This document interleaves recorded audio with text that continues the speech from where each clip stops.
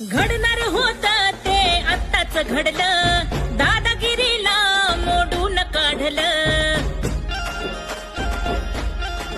सगळ्या सोयऱ्यांच्या घुसखोरीला वडी गुजरीत हाणून पाडलं. सगळ्या सोयऱ्यांच्या घुसखोरीला अंबड भूमीत हाणून पाडलं. म्होरक्या निघा